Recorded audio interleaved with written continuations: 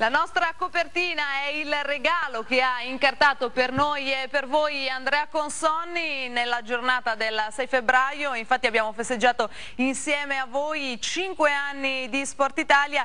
In questa copertina avete visto riassunti alcuni di quelli che sono stati gli eventi sportivi principali seguiti dalla nostra rete, che però non si ferma qui, continua il nostro cammino insieme. Allora continua anche questo appuntamento con Prima Ora, con i mondiali di sci in Val d'Isère. Era di scena oggi la super combinata femminile, la vittoria è andata all'austriaca Katrin Zettel, ha invece saltato una porta nel finale Lindsey Vonn, la super favorita che è stata poi squalificata. Marcello Piazzano.